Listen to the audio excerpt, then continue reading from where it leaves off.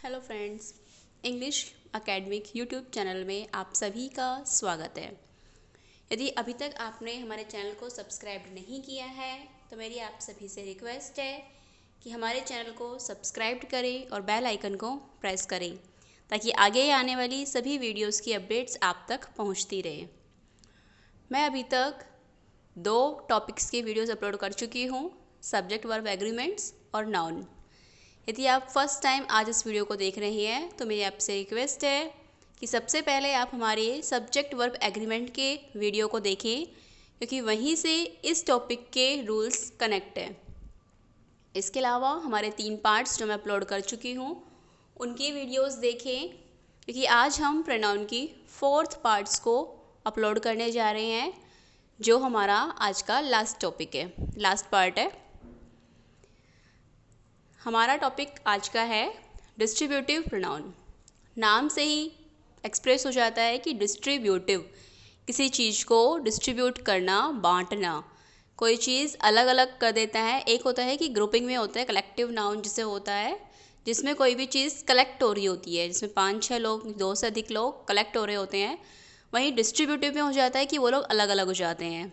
तो वही चीज़ है, अलग अलग करने के लिए जो प्रोनाउन यूज़ हो जाते हैं वो हमारे होते हैं each, every, either, neither, any, none, each other and one another.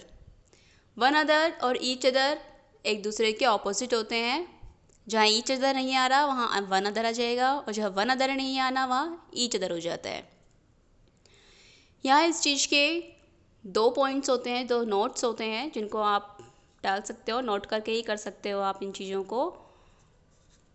First तो क्या कि यदि डिस्ट्रीब्यूटिव प्रोनाउन के जस्ट बाद कोई नाउन आ जाए, डिस्ट्रीब्यूटिव प्रोनाउन अपने ये हैं, इनके जस्ट बाद यदि कोई भी नाउन आ जाए तो वो नाउन हमारी सिंगुलर फॉर्म में रहेगी। वो प्लूरल फॉर्म में यदि एग्जाम में दे रखी है तो हमारी वहाँ पे एरर स्पॉट होगा, बिकॉज डिस्ट्रीब्यूटिव प्रोनाउन के जस्ट बाद यदि कोई नाउन आएगी तो वो सिंगुलर फॉर्म में ही रहेगी। लेकिन यदि डिस्ट्रीब्यूटिव प्रोनाउन के जस्ट बाद कोई प्रीपोजिशन आ रही है और प्रीपोजिशन के जस्ट बाद कोई हमारी नाउन आ रही है तो वो नाउन हमारी प्लूरल फॉर्म में रहेगी। देखो, ये वाला रूल तो वन ऑफ के रूल थे, each of, one of, neither of. ये वाला रूल तो मैंने आप लोगों को सब्जेक्ट वर्ब एग्रीमेंट में बताया था। वही चीज़ यहाँ पे अप्लाई हो रही है कि यदि डिस्ट्रीब्यूटिव प्रोनाउंस के जस्ट बाद कोई प्रीपोजिशन आ रही है, प्रीपोजिशनल फ्रेज क्रिएट हो रही है, तो उसका नाउन अपना प्लूरल फॉर्म में रहेगा, वहाँ सिंगुलर फॉर्म में नहीं होगी। डिस्ट्रीब्यूटिव प्रोनाउन जो है उसे हम 2 पार्ट्स में डिवाइड करते हैं पर्सन्स के अकॉर्डिंग, जिसमें फर्स्ट पार्ट में अपन रखते हैं आइदर, नाइदर और ईच अदर। आइदर पॉजिटिव के लिए होता है, नाइदर अपना नेगेटिव के लिए होता है, और ईच अदर भी। ये तीनों ही अपने जो डिस्ट्रीब्यूटिव प्रोनाउन है ये अपने यूज़ होते हैं 2 पर्सन्स की जब बात हो रही होती है। ये कब यूज़ होते हैं? जब बात 2 पर्सन की हो रही है, 2 व्यक्तियों के लिए यदि बात की जा रही है तो वहाँ हम आइदर, नाइदर, ईच अदर का यूज़ करते हैं। बाकी डिस्ट्रीब्यूटिव प्रोनाउन का यूज़ हम वहाँ नहीं करते। लेकिन ईच का यदि यूज़ हो रहा है, ईच के साथ अदर आ रहा है, तो अपन ने देख ही लिया कि अपने साथ ईच के साथ यदि अदर आ रहा है तो उसको तो हम क्या कर देंगे, 2 पर्सन्स के लिए यूज़ करेंगे। बट ओनली ईच आ रहा है तो ईच अपना 2 के लिए भी यूज़ होता है और 2 से अधिक के लिए भी यूज़ हो जाता है। ईच एक ऐसा डिस्ट्रीब्यूटिव प्रोनाउन है जो 2 के लिए भी यूज़ होता है और 2 से अधिक के लिए भी यूज़ होता है। इसके अलावा नन, एनी और वन अनोदर, ये सभी अपने 2 से अधिक के लिए होते हैं। जब बात 2 से अधिक पर्सन की हो रही हो तो हम each, none, any, one another. None भी अपना नेगेटिव सेंस देता है। जहाँ नाइदर आ रहा है 2 पर्सन्स के लिए, 2 से ज़्यादा की बात यदि नेगेटिव सेंस में करेंगे तो हम नन लगा देंगे। 2 पर्सन की बात कर रहे हैं तो ईच अदर लगेगा। 2 से अधिक में है तो इसके ऑपोजिट में हम वन अनोदर यूज़ में ले लेते हैं, वन अनोदर।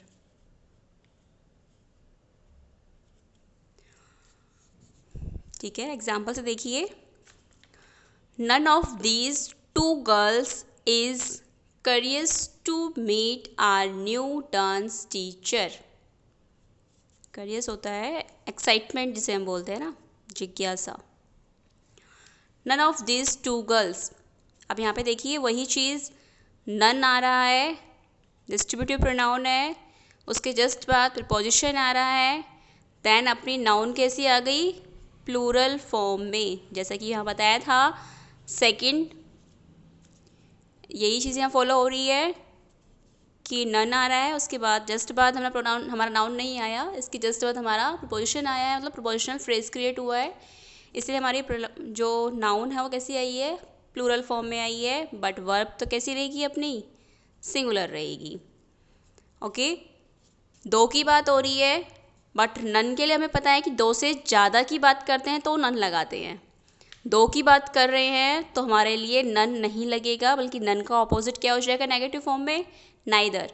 इट मीन्स यहाँ पे क्या आना चाहिए अपना, नाइदर. नन अपना क्या हो जाएगा, रॉन्ग हो जाएगा.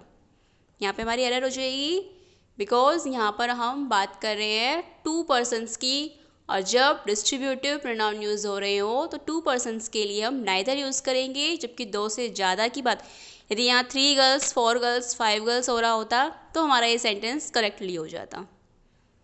एग्जाम्पल और देखेंगे. The 5 brothers are a dragon drawn, so they feel it blow their dignity to talk to each other.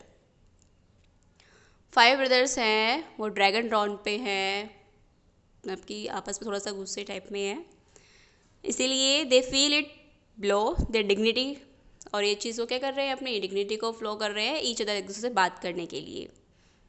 अब यहाँ देखिए, दे फील, ये दे भी अपना क्या है, एक प्रोनाउन है, और ये किसके लिए यूज़ हो रहा है, इन 5 ब्रदर्स के लिए. इसका एंटीसीडेंट क्या है अपना, ये 5 ब्रदर्स, हमने पढ़ा था फर्स्ट रूल में एंटीसीडेंट के लिए. इस दे का एंटीसीडेंट क्या है, 5 ब्रदर्स. बात 5 की हो रही है, और यहाँ पे हमने डिस्ट्रीब्यूटिव प्रोनाउन क्या यूज़ किया है, ईच अदर, जबकि हमें पता है कि ईच अदर तो 2 पर्सन के लिए यूज़ होता है. तो यहाँ पे तो एरर हो गई, जबकि हमने बता दिया आप लोगों को पहले ही कि ईच अदर का ऑपोजिट क्या रह जाएगा, वन अनोदर. इट मीन्स यहाँ ईच अदर ना आके क्या आ जाएगा, one another.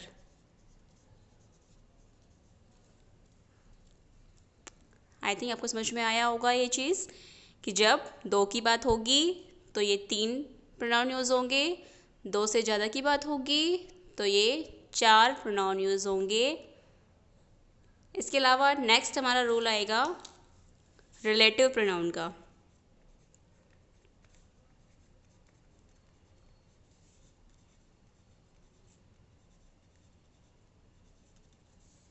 Relative pronoun, relative pronoun भी अपने 3 होते हैं. रिलेटिव प्रोनाउन भी अपने कितने हो जाते हैं, 3. आई थिंक आप लोगों ने पढ़ा भी हुआ होगा रिलेटिव प्रोनाउन का भी. देखो, रिलेटिव प्रोनाउन ये होते हैं अपने 3 फॉर्म में. फर्स्ट हु, सेकंड होता है विच, और थर्ड होता है दैट.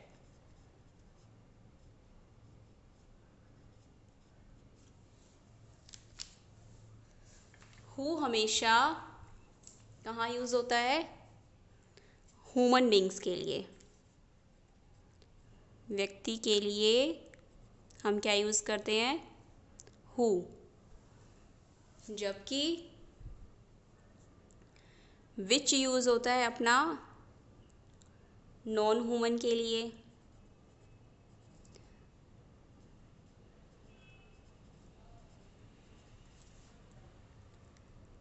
नॉन ह्यूमन के लिए, नॉन लिविंग थिंग्स के लिए अपन क्या यूज़ करते हैं, विच. और दैट जो है वो यूज़ होता है अपना दोनों चीज़ों के लिए, ह्यूमन के लिए भी और नॉन ह्यूमन के लिए भी।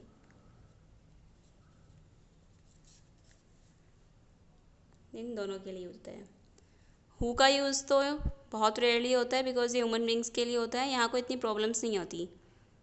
कोई भी व्यक्ति की बात हो रही है तो हम वहाँ पे क्या यूज़ कर लेते हैं, who. He is the person who cheat me, he is the person who help me. तो किसी भी व्यक्ति की बात हम कर रहे होते हैं तो वहाँ पे हम क्या कर देते हैं, हु का यूज़ करते हैं। इम्पॉर्टेंट हो जाता है अपना विच और दैट।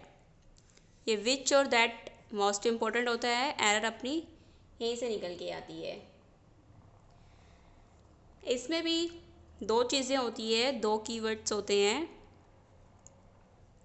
एक होता है रिस्ट्रिक्टिव,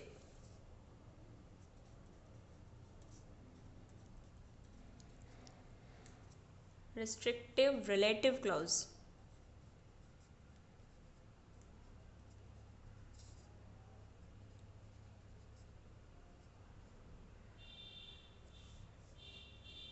और एक होता है नॉन रिस्ट्रिक्टिव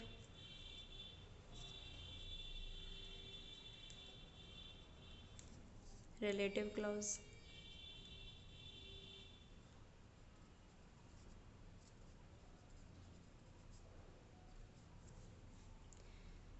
रिस्ट्रिक्टिव के लिए जो होता है वो होता है दैट।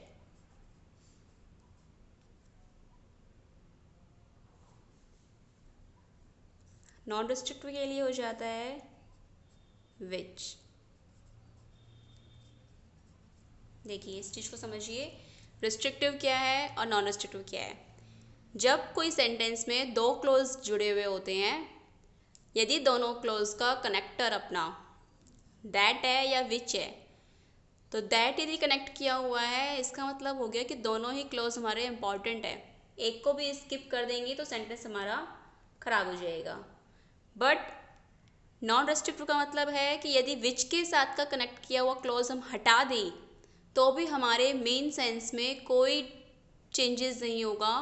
उस क्लोज को हटाने के बाद भी हमारा जो मेन था उस सेंटेंस को लिखने का वो कंप्लीट हो रहा है। इतना ही इसमें होता है। जैसे देखो एग्जाम्पल से इसी समझ में आएगी।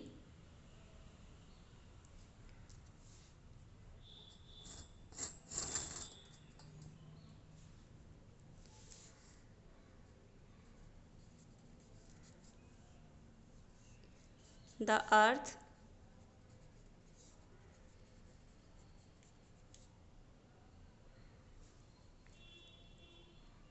is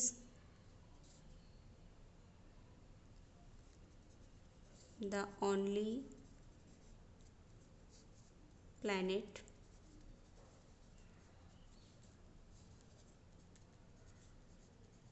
in our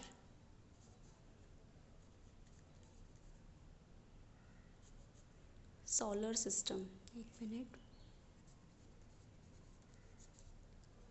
solar system. अब यहाँ देखते हैं विच या that support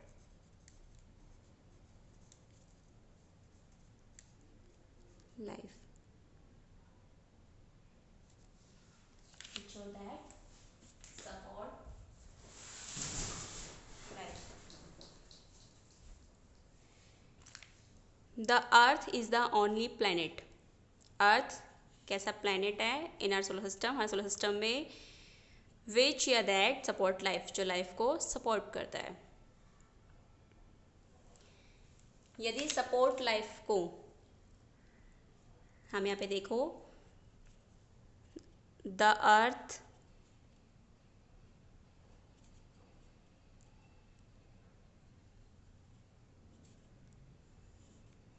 is the only planet. यदि हम इस क्लॉज के साथ ही ऐड हो रहा है ये, इसको हम स्किप कर दें, इसको हम हटा दें, तो हमारा सेंस क्या रह जाएगा, the earth is only planet in our solar system, कि अर्थ ही सोलर सिस्टम का प्लैनेट है। सेंटेंस कंप्लीट नहीं हुआ, जो हमें बताना था कि लाइफ को सपोर्ट कर रहा है। मेन चीज़ तो इसी में रह गई।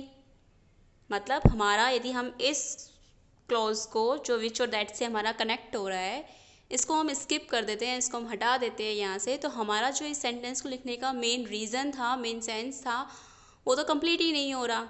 इसका मतलब ये क्लॉज हमारा इम्पॉर्टेंट है, इसको हम यहाँ से हटा नहीं सकते। और विच के लिए तो हमने आपको बताया कि विच कहाँ लगता है, नॉन रेस्ट्रिक्टिव के लिए होता है कि यदि इसको हम हटा दें तो हमारे मेन सेंस में कोई डिफरेंस नहीं आता, मेन मीनिंग में कोई डिफरेंस नहीं आता। बट यदि हम इस क्लॉज को हटाते हैं तो हमारा मेन जो मीन है इस सेंटेंस को लिखने का वो कंप्लीट नहीं होता। सपोर्ट लाइफ लिखना हमारे लिए बहुत इंपॉर्टेंट है क्योंकि वही हमारी पूरी सेंटेंस का मीन कंप्लीट कर रहा है। इट मीन्स यहाँ पे विच ना लग के दैट लगाएंगे। जबकि हम बोलते हैं तो बोलने में दोनों ही हमारे लिए सूटेबल लगता है कि यहाँ विच भी लगा सकते हैं, दैट भी लगा सकते हैं, लेकिन इसका मीन जो सेंस है लगाने का वो रूल के अकॉर्डिंग ही हम इस चीज़ को समझ पाते हैं। एक एग्जांपल और देखिए, क्लियर होगा अच्छे से ये। द अर्थ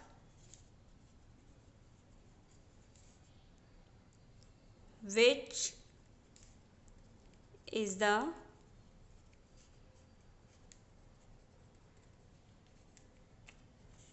which या that third planet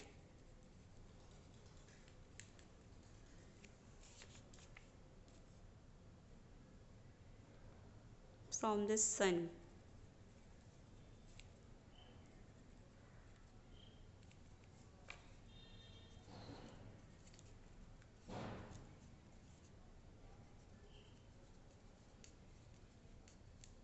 support life।